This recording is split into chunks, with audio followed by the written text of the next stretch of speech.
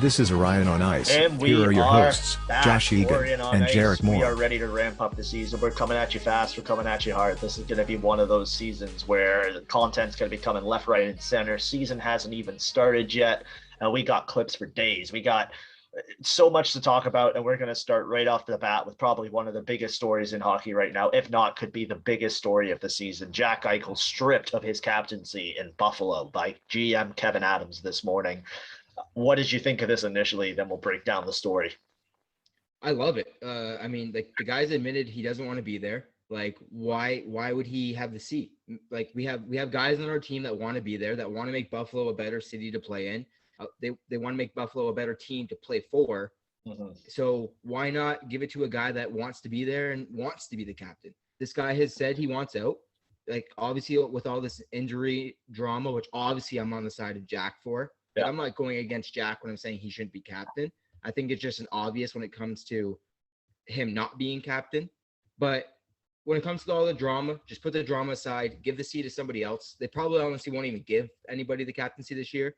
Right. But just focus on making the team better and giving it to somebody maybe down the line that deserves it. What do you think about it? Well, I'm going to read you off some names here that these are the assistant captains. Kyle Okposo, and that's it. Yeah, that's their listed assistant captain. So you give an Okposo the captaincy. Do you hand it off to a younger guy like Casey Middlestat, who is the second longest, like he's signed for the second longest active players outside of Jeff Skinner. Like it's Jeff Skinner signed until I die. And then Skinner signed till the end of 2027. Okposo's there until the end of 2023, and Jack Eichel is there until the end of 2026. Cool. You know, and we'll get into this, you just re-signed Rasmus Dahlin. Is that your next captain? That could be an option. I would be okay with that. Go with a young guy who you can build your team around. Or are you waiting for Owen Power to get ready? Although, if I'm him, I'm playing my next 4 years at Michigan. And then, God, I don't know. Maybe I'll go play in Europe. Like, No, like 100%, in all seriousness, he'll be in Buffalo next year. But this guy's probably looking at this team like right now, like, are you fucking kidding me? This is where I got drafted to. honestly, like, believe it or not, I think Buffalo is doing the right things, especially when it comes to this offseason. I like their first overall pick. I like Owen Power as an NHL defenseman. I thought honestly he was ready to play this year. Obviously, he chose otherwise because of how much of a dumpster fire Buffalo is.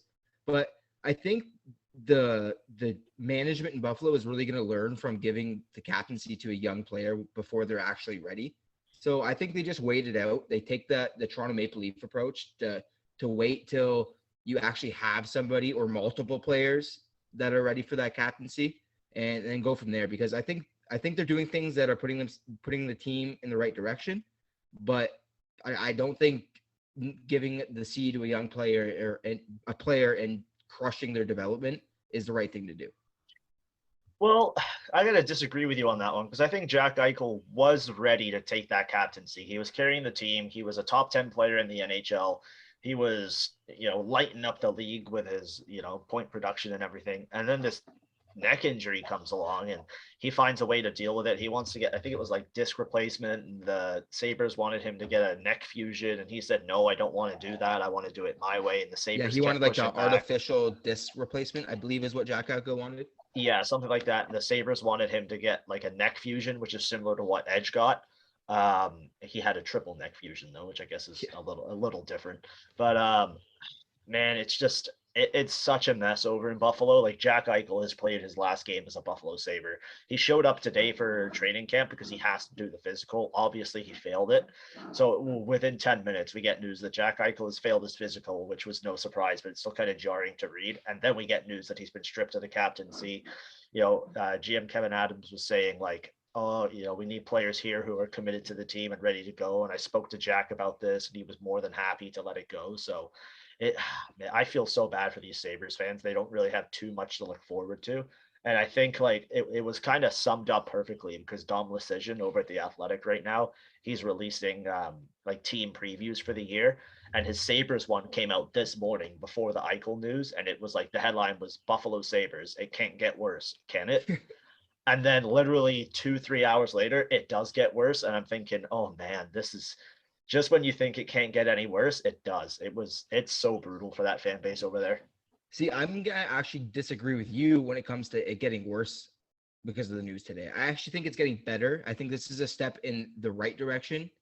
Like getting almost this is almost ridding the drama from the team. I know he hasn't been traded yet, but taking the C away from him and almost taking him off the team, like he's not part of the team now, I Yeah. think is a step in the right direction. Yeah, for sure. Like team wise, but thinking about your fan base, and although I guess if the guy's not going to be there, just kind of get him out of sight, out of mind. I can see it both ways. Well, I've for never instance, seen like this big of a dumpster fire, and no, Arizona's I still in agree. the league. I agree, but it's one of those things where, as a fan, let's be honest, you're a Leafs fan. We've seen some pretty dark days as Leafs fans, Yeah, but like it's one of those things where would you want your team to kind of keep having this false hope, or just kind of admit to you that all right, guys, we got to do this to get better, to eventually one day see our players lift Lord Stanley at the end of the day, right? yeah. It's one of those things where it has to get worse to get better. So why not just absolutely get to rock bottom right away so we can keep getting or get back to the glory days of the Buffalo Sabres? And I just don't see a way out of it for this team because they've been like this for the last 10 plus years, and everyone was saying, oh, they've had a couple good, draft picks. Where like why Casey Middlestat hasn't made an impact in the NHL, and that's not his fault. They've misused him. Rasmus Dahlin, like you've got a young defenseman on the worst team in the NHL. He's not going to shine there. Owen Power's not even coming to your team. Like there's a bunch of other guys on this team who are like, take a look here. Who are their young guys? Rasmus Thompson. Yeah, Rasmus Ablin, like even Dylan Cousins. Like you can't. This team, it's hard to do. You got Jacob Bryson coming in this year. I don't know, man. Like this is Well, here I got a loaded question for you. yeah. This is going to be a hard one to answer. What do you think the Buffalo Sabres need to do to almost make people think, like as a worldwide thought, that the Buffalo Sabres are in the right direction? What's one big move you think they can make? I don't know, man, because I would say blow up this team, but looking at the roster, it's already blown up. Your starting Your starting goalies goaltender, are Aaron Dell and Craig Anderson. Like, what are you gonna do with that? And then they're making what 750K? Like each. That's unbelievable. It's like, I mean, you have the next couple of drafts, like there's a chance that you can pull a couple franchise players. I mean, like that would be a great step in the right direction. It would be, but then you have like let's say this year, let's say they finish last and they get the first overall pick and they draft Shane Wright. Who's Shane Wright playing with? Yeah. Owen Power? Owen Power wasn't in the league this year. They're both gonna be rookies in the NHL. So you gotta I don't know what you do, man. It's Buffalo, tough. man. Buffalo reminds me, like I know it's not really the same thing, but Buffalo kind of reminds me of the Leafs and their rebuild. I know the Leafs kind of did it pretty speedy with drafting Matthews and Marner and the whole kabang with the Leafs. But when it comes to Buffalo, it feels like this is one of those teams that's going to build up draft picks, and it's going to field a young team that's going to kind of grow together. And I don't know, man. I have this weird hopeful faith for the Buffalo Sabres, and I usually hate them, but I have this weird faith that eventually this team is going to be a powerhouse, and it's not going to be the laughing stock of the league like it is right now. I just think like it's gonna be tough in Buffalo. These guys, I don't see a light at the end of the tunnel for them. They are making some good strides though. They just re-signed what's his face, Rasmus Dahlin, to a 3-year contract worth $6 million average every year. However, an interesting tidbit about this contract is it walks in right to RFA, which is not UFA, RFA, which is good control by the Sabres, but his actual salary in the last year is $7.2 million. So his qualifying offer for his 2024-2025 year, when he will be 24 years old, will be 7.1. So he is guaranteed a contract worth $7.1 million after this contract. I think this is a hell of a gamble by the Sabres. Can I ask why? Why it's a gamble? Yeah. You're betting on a guy who you just signed pretty much based off draft stock. Like he was drafted first overall. I think that always will add a couple $1 million to your contract. However, if you look at his stats, like if I pull up his stats here, he hasn't been fantastic. He's been an average defenseman on a bad team. So it's one of those things where you really can't blame him for his stats. He hasn't been average. That, right? Like statistically, he's been bad in 197 NHL games, which, good for him. First 3 seasons, 197 games, considering the COVID lockdowns and all that. He's got 18 goals. Okay, not bad. 89 assists. That's pretty good. 107 points. But he's a minus 56. See, but are we going to put that on him, or are we going to put that on the dumpster fire of the Buffalo Sabres since 2018, 2019? It's a little bit of right? both. It's a little bit of both. I just think, we saw him at the World Juniors in 2017, 2018. And this guy, he was lights out. He was the best defenseman in the tournament. Everybody was saying, oh man, this guy's the next big thing. Like he's going to be phenomenal on the blue line. And he hasn't really made that impact. Sure, maybe it's the team that he's on. I just hope it works out for the guy, because maybe it works out. Maybe his contract value is, a steal next year. Maybe he has a fantastic year this year. It's his breakout year. He gets, you get 15 goals out of this guy this year and 35 assists. You're laughing at that contract. And he's a solid defenseman on your top pairing. And next year he's able to lead Owen Power into the league because he's got already 4 years of experience. Perfect. You've paid for your, that lead in. And then, that next contract, 7.1, maybe he works his way up to 8.5, 9 million. There's your captain. There's where you're building off. Sign him to that 8-year max. Maybe that's what they're planning here. I just thought it was kind of an odd signing, odd price. I would have maybe bridged him over 2 years at 3.5. Been like, show me what you got. You still have control with that RFA. There's no difference between 2 and 3 years. Yeah. Going into RFA status, 3.5 million per year for 2 years. I think that would have got it done for him, and he would have been like, okay, yeah, I'll show you what I got. And then at the end of it, if he says I don't want to be here, and they say he doesn't want to be there, somebody can, offer sheet him or whatever. No, I agree. I truly believe this is one of those things where I think they gave him a little extra money just because of how they needed to handle the cap this year. Yeah. And I think Buffalo has no plans to being a top contending team in the next 3 years because of how much they want to blow this thing up. Yeah. So I honestly, I love this deal. I think he can prove himself. I think of this deal as a 3-year bridge deal, if that makes any sense. But it's one of those things where, like you said, they have control of him with his RFA after the contract's up. And I mean, hell, let's say let's say the Sabres turn their wagon around here come year 3. And they're a team that can sneak in the 7th or 8th hole, right? Who knows? Who knows? That's the thing, right? Like, nobody knows. No, nobody knows, especially with the Sabres.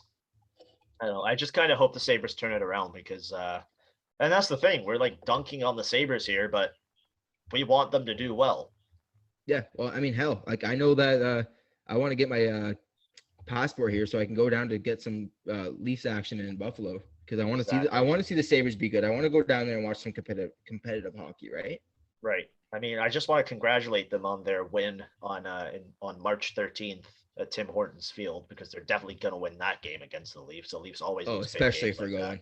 100%. They're going to get blown. Like, it's going to be a Craig Anderson 60 save performance and a 5-2 win for the Sabres or something stupid like that.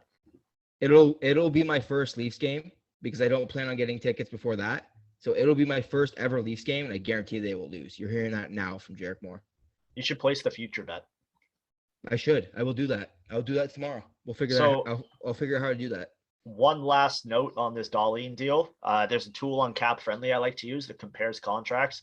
This contract is 85% comparable to Mikhail Sergachev and 83% comparable to Zach Werenski. So that's. I got faith in this guy. I think this guy is good.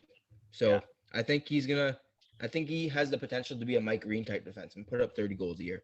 Yeah. All right. We got one more kind of shitty topic. Then we're going to lighten it up a bit. Evander Kane. Today it was announced he was cleared of all gambling charges that they will not get gambling accusations. The NHL did an internal investigation and they found that he had not been betting on games. He wasn't throwing games, any of that stuff he was accused of. However, there is still an open investigation into other matters found in the previous investigation they were doing. So he is still being investigated for some other things. It could be related to his estranged wife. It could be related to all these accusations surrounding him by teammates. Nothing is really, factually based at the moment. So we'll see what happens there. But he is not invited to San Jose Sharks camp at the moment. But he is on the roster. But he is on the roster. What do you think? I don't know what's going to happen with Evander Kane here. I really don't see a clear way back into the league for him at the moment. I don't see this guy ever playing an NHL game again. It's unfortunate because this guy has the ability to be a 30 to 40 goal scorer still. I truly believe that. And it's sad. It's one of those things where I really do think this guy let fame get to the best of him at a very young age. And it kind of has held him back his whole career. And I really hope the guy gets the help he needs because I feel like he needs some professional help. Oh, so do I. And I think he's going to get it. He may turn himself around. Maybe he gets a show me deal. We've seen it's not quite similar, and we will touch on this, but like Josh Hosang with the Leafs right now, he's on a PTO, kind of a show me deal after some apparent, we'll get into it, but some apparent attitude issues out in the island, but we know who the GM is there. So we'll see what happens with Evander Kane. We'll keep you updated as we can. Let's move over to Vancouver. They opened camp today and they are without Elias Pettersson and Quinn Hughes. Some people are saying that they're close on these deals. Others are saying they're still really far apart. We have some audio from Jack Hughes to come up after this, which I think we'll both get a laugh out of. This is not what Vancouver needed going into this season, because now their deadline is not the start of training camp. It's the start of the season. And then all of a sudden it's December 1st and we have the Nylander saga all over again. And the issue here is they only have $10 million in cap space, and both of these guys could probably ask for more than 7 million plus. And like the thing that's kind of putting pressure on Vancouver here is you got to re-sign both guys. They're going to be kind of playing off each other. Like, let's say Pettersson signs first for 7.5. Hughes is going to say, okay, but I'm worth 8.5. And it's like, well, fuck, dude, we've only got like 5 million left. And then to add, the icing on the cake, Dahlin and Kaprizov just signed massive deals. We just talked about the Dahlin deal, and Kaprizov did resign. He got $45 million over 5 years. So he got $9 million a year. That's Kaprizov. Now, Kaprizov is a little bit more talented than Pettersson. And I don't think Minnesota had a choice when it came to Kaprizov, because you literally had to give that guy the Brinks truck, or else he was just going back to Russia. He said he was never going back to Russia. So we can talk about Kaprizov after. Yeah, okay, we will. But like that's the thing, right? So your comparables here are how close is Pettersson to Kaprizov, and how much better is Quinn Hughes than Rasmus Dahlin? Right. So that Quinn Hughes contract is now starting at $6 million. I agree. Because I think Quinn Hughes is light years ahead of Rasmus Dahlin. But at the same time, I don't think Quinn Hughes has done anything for Vancouver's success, because Vancouver hasn't had any. Yeah. Right? And if you want to go back to honestly, call me crazy, I have this weird thing for the last 2 years of pandemic hockey. A lot of teams made runs that wouldn't have made runs in normal time, in my opinion. So it's one of those things where, like, if you want to come at me with Vancouver making the second round because of Quinn Hughes, it wasn't because of Quinn Hughes. They had unreal goaltending from Thatcher Demko. 100%. Right? So it's one of those things where, I don't know. It's one of those things. I think Quinn Hughes gets 4.4, 4.5. Because I don't think he's better than Dahlin, but it's one of those things where, like, we haven't had any success. Prove it to us. Prove it to us that you need a bigger deal. Like, maybe that's that 2 year at maybe $5 million for Quinn Hughes. That bridge deal to kind of prove it. See, here's the thing. These guys are 22 and 21. Pettersson's 22. Hughes is 21. Vancouver's got $13.7 million left in cap space, and they have room for 3 more contracts. I don't know what they're going to do here. I think you're looking at Pettersson getting a 6 or 7 year deal at a lower cap hit, and then you sign Hughes to a 2 or 3 year bridge deal at a higher cap hit. I think this is the only way out of that, because Quinn Hughes is probably looking, as a defenseman, looking at these contracts that have just been given out. Darnell Nurse just got a massive contract. Seth Jones just got a massive contract. Defensemen were being paid out the ass the offseason this year. Hell, Cody Ceci got a massive contract. Cody Ceci, for what he does. Duncan Keith is still being paid high. Like, the defensemen are being paid. There's another big defenseman who signed, and I can't remember who it is. I know Parayko signed recently. Yeah, there was 3 big ones: Seth Jones, Darnell Nurse, and Werenski. Cale Makar. Cale Makar. He's looking at these guys like, okay, maybe I'm not as good as these guys, but I'm at least as half as good as them. Am I 80% of Cale Makar? Maybe. I'm 21. I still got to hit my prime. I'm young in this league. Let me get a couple more seasons under me, 2-3 years, maybe at, like you said, 4.5, 5 mil, maybe a little bit less than that. And then I'm really going to rob these guys blind. So what's not helping Vancouver here is they have Oliver Ekman-Larsson signed at $7.2 million until the end of 2027. Yeah, and that video Brandon sent us on, I believe it was Snapchat today, where he was just begging it. They also have Tyler Myers signed at $6 million for the next 3 years. So they are not helping. And they just gave Thatcher Demko a massive contract too, which obviously he probably deserves a massive contract out of anybody that they're giving it to. It wasn't even that big compared to everybody else. No, but still though, like you're still giving quite the load of money to a young goalie still. Yeah, looking at their cap friendly, they're putting a lot of pressure on Thatcher Demko because his backup's Jaroslav Halak, who is now 36 years old. And Bo Horvat, his contract has to be up, 3 or 4 years from now? Bo Horvat is, I don't even see, he's right here. Bo Horvat has 2 years left at 5.5. Wow. I mean, I will give Vancouver credit here because I'm looking at, like, their forwards are, pretty solid deals. You got Brock Besser at 5.8. That's a steal. However, he's an RFA next year. No, but this is a team that had to give up multiple big shot players that could have continued their playoff success that they had 2 years ago. Yeah. And they had to give up on them.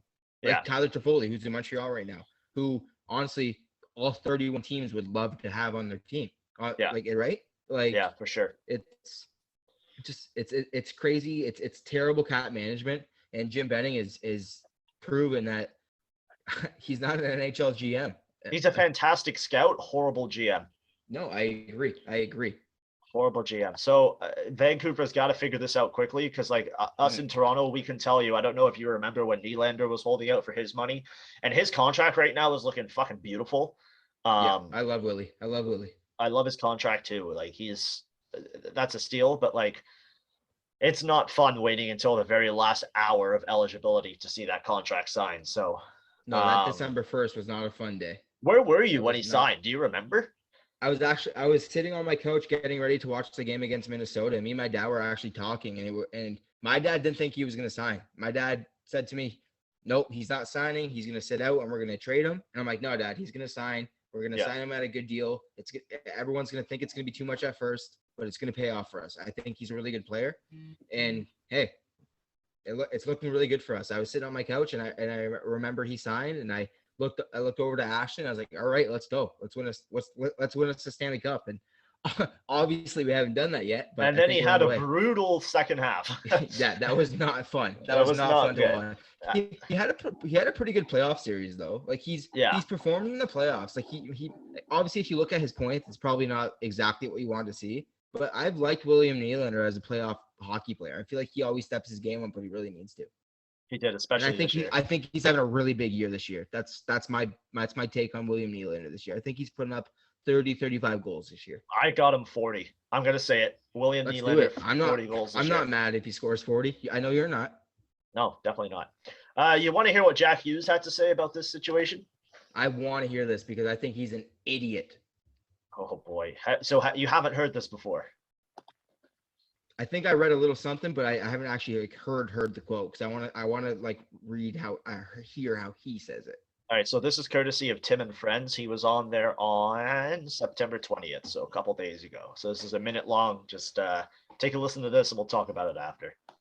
Quinn in Vancouver is waiting on a deal, and don't worry, I'm not going to ask for the inside track no matter how many Canucks fans tweet into the show. I will leave that alone. But does seeing what he's going through right now make you think about your own extension, or can you just focus on hockey right now?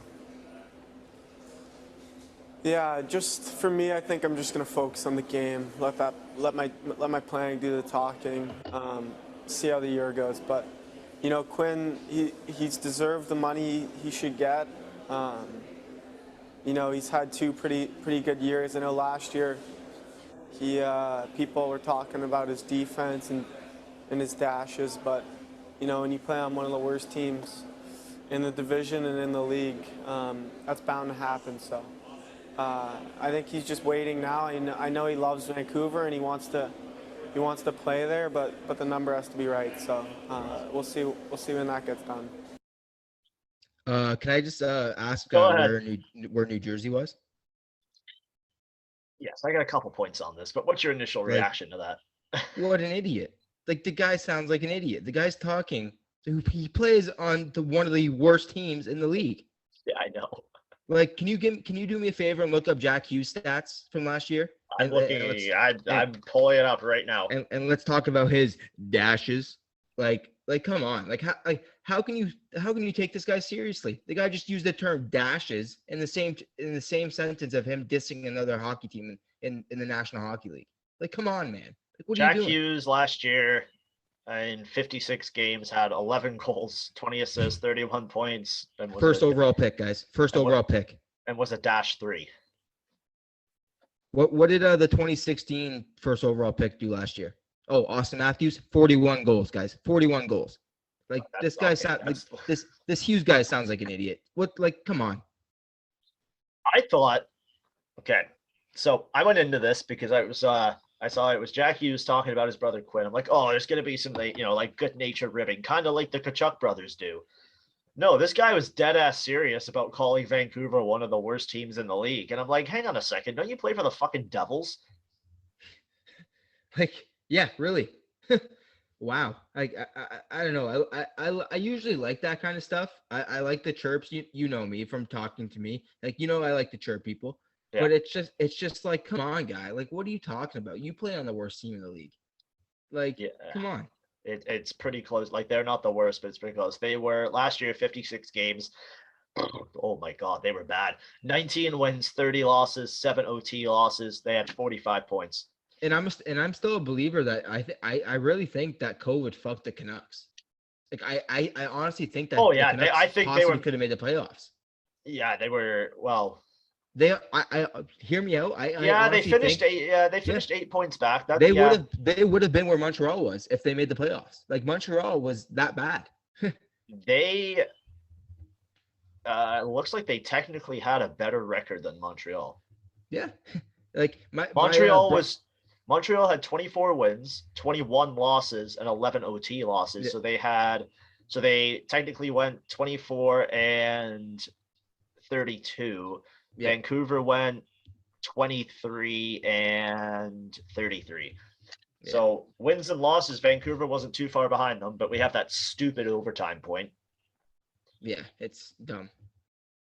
Yeah, dumb. So I thought that was fun. Like, I want more hockey players talking like that, though, to be honest. No, I agree. All right, you want to take a quick break before we get into the second half of the show? Yeah, sounds good to me. All right, well, we'll be right back. So we got some players who are being turned away from camps, sent down to the AHL, or just straight up, in the Islanders' case, being shipped over to Europe. Zach Rinaldo, Tyler Bertuzzi, and a couple other players have chosen to not be vaccinated. The NHL has a vaccination policy. You can't play cross borders. Within Canada, you can't really fly. Within the states, you can fly to other states, but you can't come to Canada. So they're being turned away from camp. They're going to forfeit money. Lots of it. Yeah. Like Tyler Bertuzzi, they estimated he's going to be giving up $400,000. So I don't know what to quite think of this. Like, yeah, sure, everybody has a choice, but you also don't have the right to play in the NHL. No, I agree. It's one of those things where I don't know, as a normal civilian who has been double vaccinated. It's one of those things where it's just like, what do you like? Why are you against it? You're making millions of dollars. You're going to be around. You're going to be around thousands of people, and what should be the most what 23 of the most important people in your life all year, Yeah. right? Like it's one of those things where I just don't get it. It's millionaires throwing away thousands of dollars just to be idiots, just because they have this weird personal choice. Like I get it, it's a personal choice, but it's just weird. It's a weird thought process. Yeah, so the Islanders player's name is, and this is kind of it's getting a little messy out in the island. I think it's Bode Wild or something like that. Just trying to double check it here.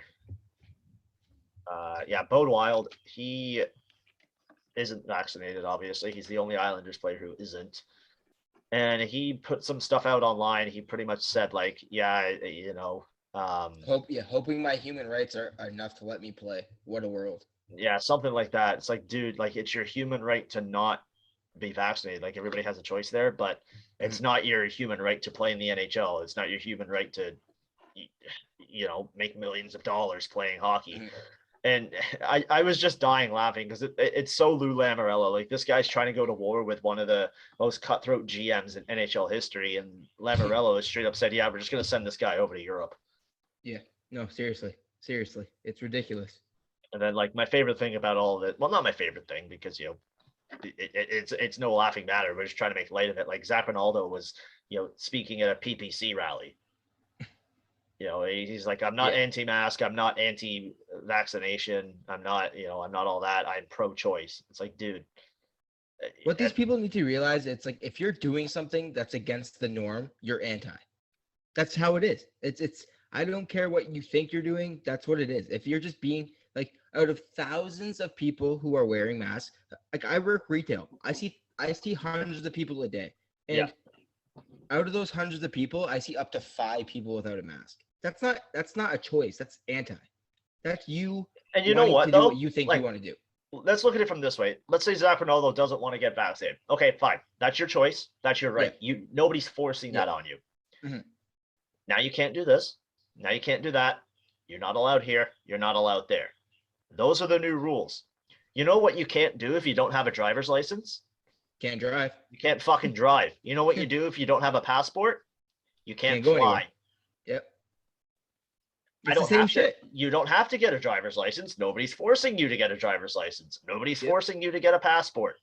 Nobody's forcing you to pay your rent. Well, actually, that may be a bad example, but pay your rent, folks. But you don't have to pay your rent. You don't have to have anywhere to live. You won't have a house, and you might have people chasing you. But yeah, it's like, actually, maybe pay your rent. But it's like you should pay it. Yeah. It's one of those things. He's like, yeah, I'm pro-choice. It's like, dude, you took the choice. Choices have consequences. Yeah. So, and there are a couple other NHL players of note who aren't fully vaccinated yet. Brandon, I think was it Holtby or no, not Holtby. Hellebuck in Winnipeg. No way, really? Well, wow. So you're gonna sympathize with him here. He got COVID in late August, and the only reason he isn't fully vaccinated yet is because he is waiting the correct amount of time after the virus hits to get the vaccination. Okay, yeah, I'll give it to him then. Right? So he's going to be vaccinated. He's going to be vaccinated by the start of the season. So that's, to me, that's a different story. It's like William Nylander. It's a different story. That's the other one, William Nylander. Yeah. He couldn't get it because he was, talking with his doctor, and but that one's odd to me because allergic to something. But that one's odd to me because both Mitch Marner and Kyle Dubas said the team is already fully vaccinated. So it's one of those things where they were in the process. Maybe they thought. Oh, okay. In the process, yeah. My apologies. Well, Nylander's had his first shot, so maybe they count. I don't know if they count that or not. Whatever. But I think they do count vaccinated as at least one, but fully vaccinated is a different discussion, I believe. Yeah, so it's like one of those things where we're kind of getting underway here, and but either way, this is a public service announcement from Orion Podcast. Get your shots, guys. Get your shots. We want to see you at Tim Hortons Field. Yeah, we want to meet you all. We want to meet all our fans. Yeah, Brandon will personally give you a 5-minute hug. 5-minute hug. He will give you a 5-minute nice hug. squeeze. We'll get at least 20 of you there. Just tie Brandon up for an hour, and Jarek and I can talk about wrestling for. Yeah. There we go. Perfect. It's the perfect plan. It's gonna work. Just bring us some Molson Canadian. That's all we ask. That's all we ask. If you show up with a Coors Light, you will be asked to leave. Yeah. So, Leafs training camp's underway. Yep. Lot to talk about here. I'll start with this. Where's your head at now that the season started? I'm excited, man. Like fuck. They just as I was out, they pulled me right back in. I don't think we can. I don't know, man. It's probably the worst relationship I have is me and the Toronto Maple Leafs. I should hope so. it's probably the most toxic thing in my life. It's one like they can do whatever they want to me, and 3 months later, I'm like, all right, guys, we're ready to go. Yeah, let's go. Give me some smiles here. Yeah, what are we doing? Where are we going? This is the most. I don't know if I can say it because I haven't seen them play, but this seems like the most all-around team we've had in a long time. You want me to last year? So you want me to cue the preseason show from last year, or? I think this might be the time. Because it's exactly the same thing. But I'm excited. I'm excited, man. But like at the same time, I'm the crazy Leafs fan that thinks they addressed everything they needed to address this year, but adding a veteran defenseman. That's the only thing they haven't done. I mean, they did add Alex Biega. I don't think you can call him a veteran defenseman because I don't think he's played enough games. Yeah. But it's one of those things where I think there's at least a player out there that they could possibly bring in on a PTO, maybe late in training camp if they can't already do that. But I don't know, man. I think this is a team that's addressed what they needed to address. I think that they've brought in some heavy bodies, and I think that's exactly what they need. I think they brought in some forwards that can play playoff hockey, and I don't know. I'm excited. I know I sound like that biased Leafs fan that thinks that's excited every year. I mean, I was excited in 2012 when we had a shit stain of a roster. But, I mean, hey, I'm a Leafs fan. I'm ready to die with the team. And I think they've fully addressed what they need to address.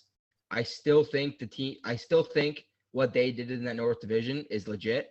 And I think they can carry that into the division that they're back into now. Right. So I put out a tweet today, and we're going to plug my Twitter because, why not? Coach Josh, 16. There you go. Follow me on Twitter. So I put out 5 questions I have going into Leafs training camp, and I'm just trying to find it because I apparently have tweeted. Which I actually really enjoyed, by the way. Yeah, I thought it was fun. Not just pumping you up. I had fun writing it. So you want to go through these? Yeah, let's do it. I'm gonna go to your account right now. I got it pulled up. I'll read them to you. We'll have a little story time. So my first one, I tweeted out my 5 main questions I have surrounding. I think I spelled surrounding wrong. The Leafs as the camp gets underway. So my first question was, what will happen with Morgan Rielly? He's due a new contract at the end of the season. What's that going to look like? There's lots to consider here as we have some massive contracts that were handed out to D-men this offseason that we previously already talked about. Now, I wasn't able to elaborate because I only had 140 characters, whatever it is. But he did say that he loves being a Toronto Maple Leaf, but there is a business aspect to this. As soon as I heard that, I was like, this guy's gone. He's not hanging around. We can't afford him. He knows he's worth $8.5 to $9.2 million over a 7-year contract that he can get in the UFA. Somebody's going to pay him that. Mm-hmm. How do you see this whole Morgan Rielly situation ending, and what would you do? So as much as I think he's gone, which I really hate because I'm a huge Morgan Rielly fan. Like I am like I'm to death with this guy. I think he's a great defenseman. I think he can actually get better than what he is. But it's one of those things where if he's not the guy that's willing to take less, who is? Yeah. Who is, right? Like what player on that team right now is willing to take less money when their contract's due? It's Morgan Rielly. Like, I honestly believe this guy will take 6.5 to 7 million to stay with the Leafs, but it's one of those things where if he doesn't, he's as good as gone. Another question I have is what team signs him, because I don't think there's a lot of teams that have that money to sign a Morgan Rielly. But it's one of those things where I don't even think I have a stone cold answer for you when it comes to where he's going or what he does. Did somebody say Stone Cold? Stone Cold Steve Austin? Yeah, Rielly's one of those guys where I think if you trade him, now, you're going to be hard pressed to find a return value that is equal to or greater than Morgan Rielly. And that helps you stay on the same path to the playoffs that you're on right now. Exactly. So as much as I hate to admit it, you got to keep him, ride it to the end of the season, and then hope he re-signs here somehow. Mm-hmm. Now, if you're out of a playoff spot by the trade deadline, do you look at trading him? Sure, because you're still going to get a fair return for Morgan Rielly. Would it be greater right now? Yeah, it would be. But it's one of those things where you've kind of dug yourself into this hole. There's a flat cap. Sucks to suck, guys. Like, sorry, you put yourself in this hole. No, it's one of those by things not where, re-signing him earlier. No, I agree. It's one of those things where it really does look like Kyle Dubas thought he'd have at least one Stanley Cup by now. Yeah. Because of what he's given other players. And it definitely looks like it's one of those things where he thought at this time he would have had a Stanley Cup that would have been okay to let players walk. But, I mean, if you let Morgan Rielly walk, the list of players that you've let walk over the last 5 years is looking really bad. Yeah, It's really bad. You have JVR, Tyler Bozak, Freddie Anderson, and Morgan Rielly potentially. Zach Hyman. That's Zach Hyman. I mean, well, you traded Kapanen, but I love Zach Hyman. Don't get me wrong, but I don't think he's on the level of losing the JVRs or the Bozaks of the world. To be honest with you, I think those two players. We'll find out. We'll find out. We will find out. We will. But it's one of those things where let's add Zach Hyman to the list. Then that's a pretty hard list to look at and not shake your head at as a Toronto Maple Leafs fan. Oh, 100%. Let's move on to number 2. This one I think we're going to get an answer to pretty quickly.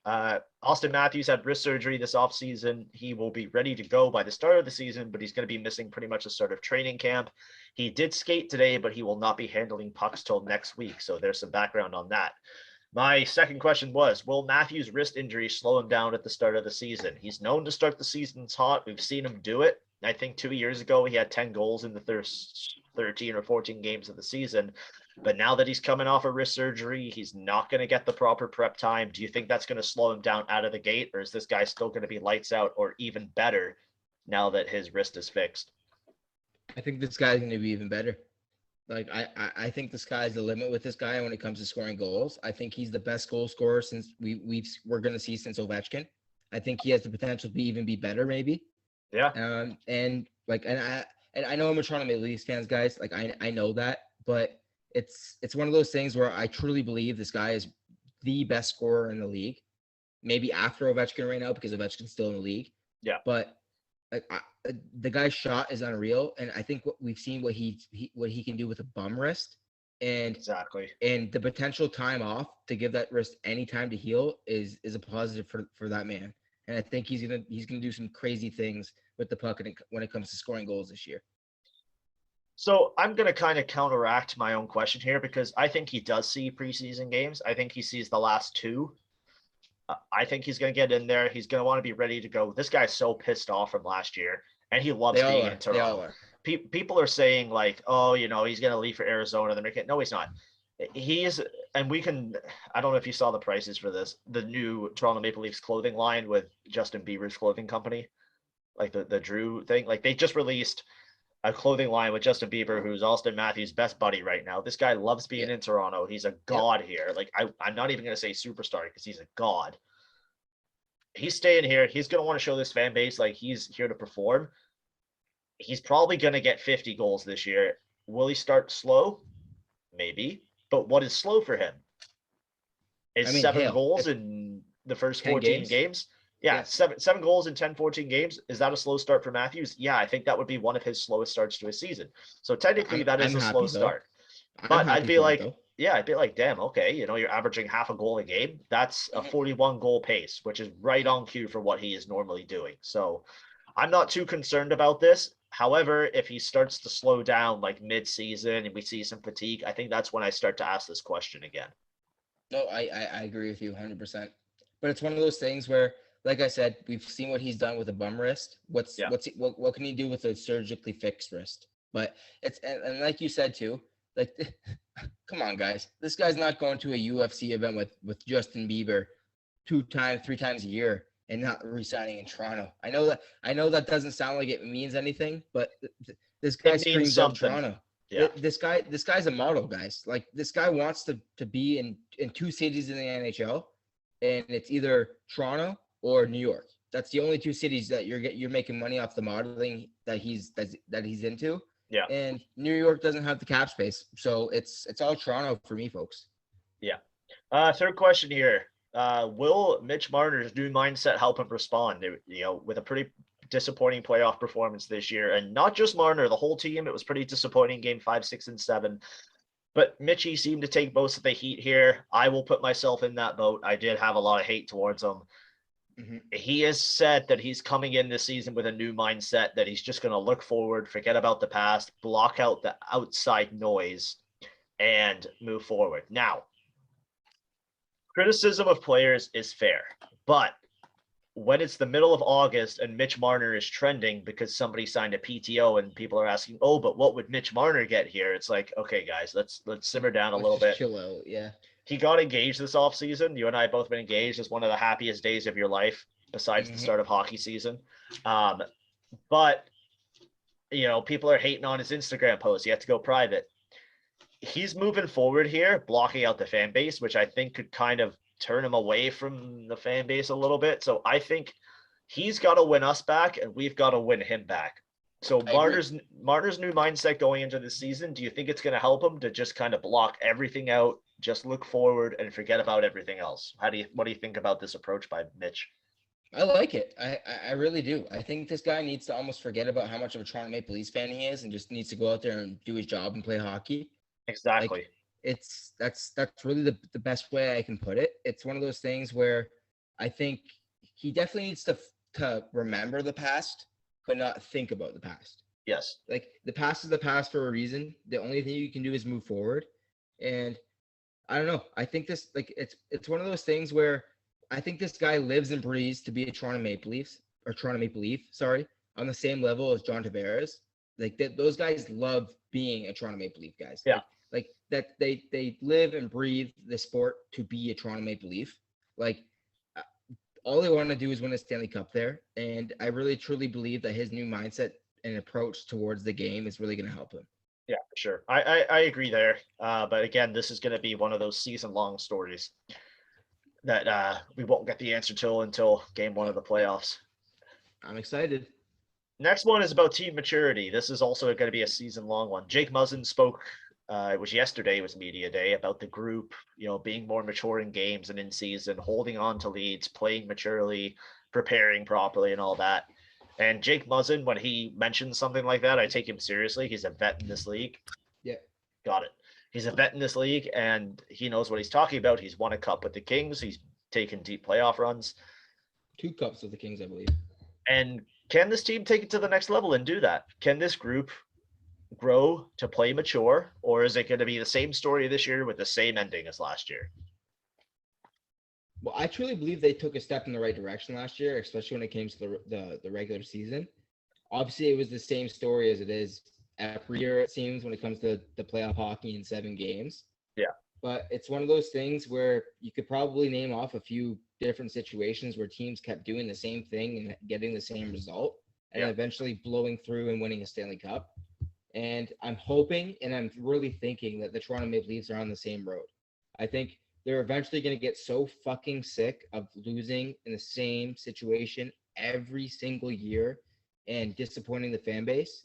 And I really think that means something to them. I think me and you being disappointed really means something to them. I truly believe that. Just us personally, though. No other fans. Yeah, they're just upset for us. Yeah, just Josh and Jarek. That's the only 2 people that they care about. Let's be honest, folks. But it's one of those things where I truly think that actually matters to them, that their fan base is mad at them. And I think they want to go out there and maybe prove us wrong in a good way, in a positive way. Yeah, I agree with that. I think you word that up well. I think they're going to be able to take it to the next level. But again, I got my hopes up. It's the beginning of the season. Last question that I put on here. How are these new signings going to look? We signed, Richie, Kempf, Koss, Bunting, Gabriel, Hosang, and Gusev. this Leafs team is going to have a very different feel to it. But where are these guys going to play? Are they going to fill out the top 6, or are these going to be more depth players? So I want you to pick 2 of those guys I just named and give me your predictions for how they're going to look. So I got Michael Bunting. Yeah. I think that's going to be a really, really, really good signing for us. I think that's exactly the type of player we need.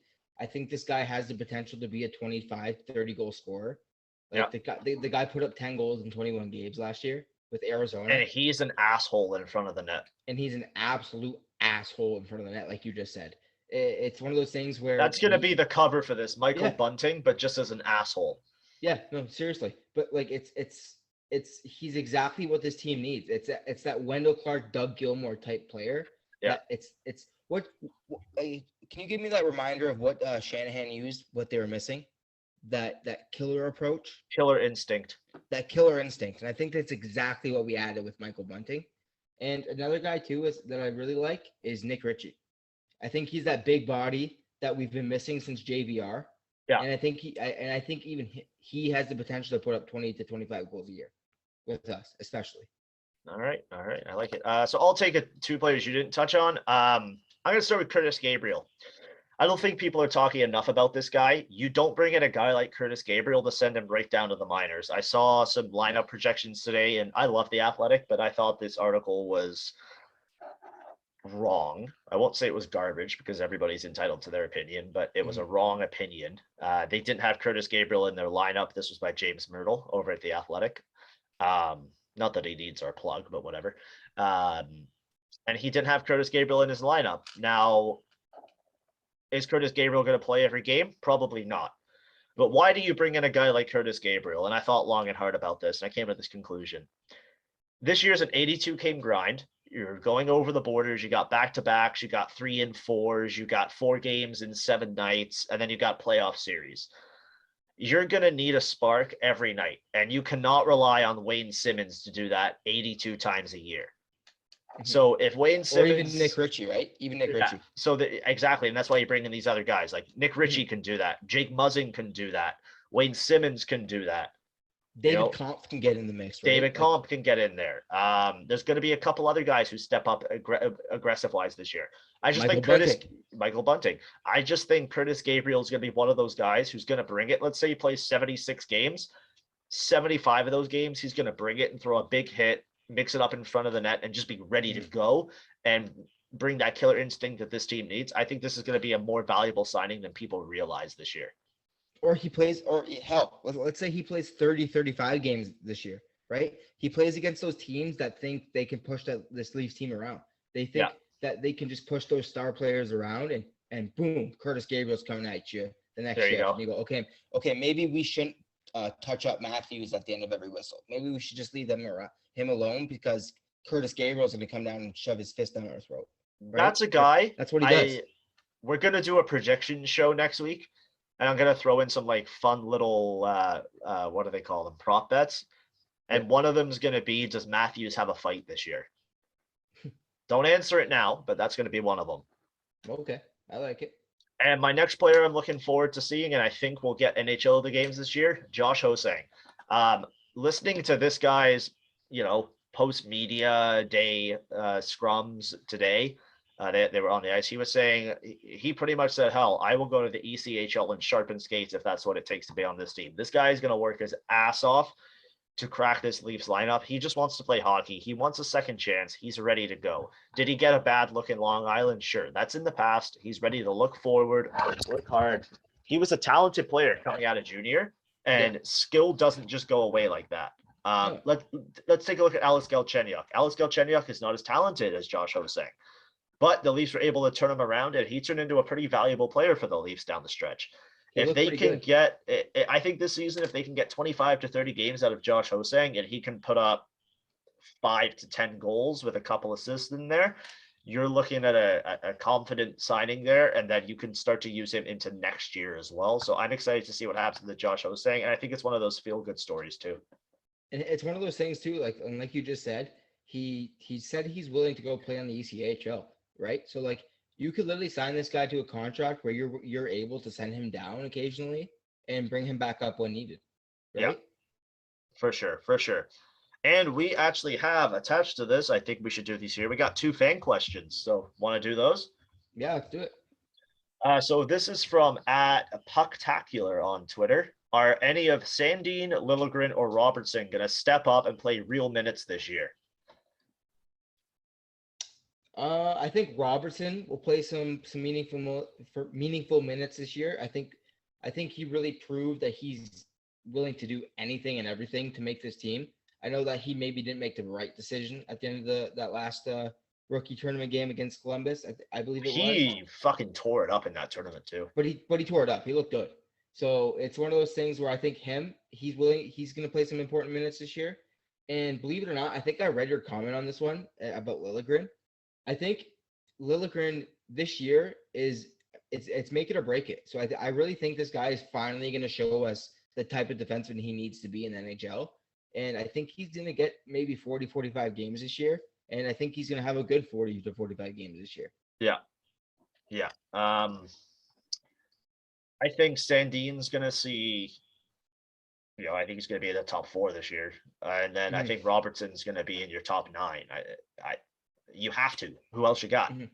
No, Liljegren, I can see him. I'll stand by what I responded to this. I think he gets maybe 12 to 15 games, but that's the most I can see him playing. I think the time has passed on Liljegren. That's fair. And then we got another one from @SayerSC1972. How will the new tender combo step up? Will Soupy keep the starter's net? So he's implying here that is it going to be Campbell who keeps the starter's net? Is it going to be a split? Is the new goalie going to take over? What do you think? I think believe it or not, I think it's Mrazek's crease right now. Oh, I truly believe that. I don't think there's a reason you sign a guy for 3 years. I don't think you're signing a guy for 3 years to put him in a backup position right away.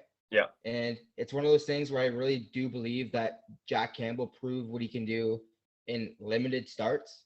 So it's one of those things where if you can see him keeping the same pattern in limited starts, you kind of start ramping him up towards playoff time. And maybe Jack Campbell becomes that guy for playoffs. But I truly believe that Peter Mrazek has the crease right now.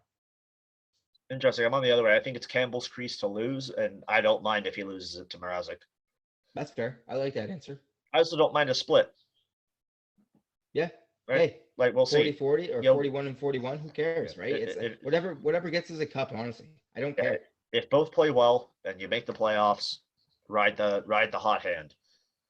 And they have both proven that what they can do in short amount of games, and not a crazy amount in a short amount of time. So I really think that they could almost benefit each other. Yeah, sure, 100%. We're running a little long here, so we're going to skip my fantasy team criticism. We'll get to that later. The season hasn't started yet, so it doesn't really matter when we start it. But thanks for listening today. You got any final thoughts?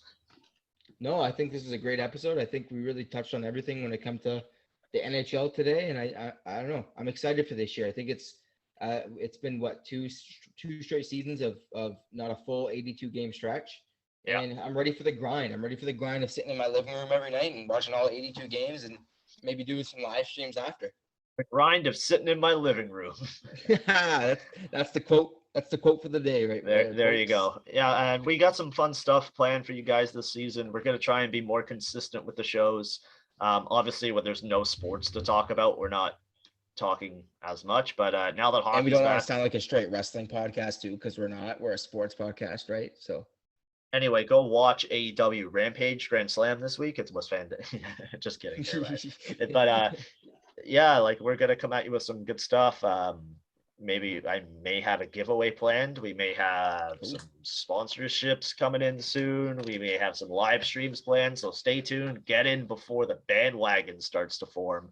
And just kidding. Everybody's always welcome. So make sure you follow us on Twitter at Orion Sportcast. Follow us on Instagram at Orion_Sportscast.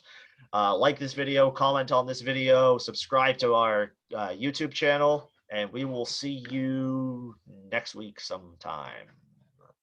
Go Leafs.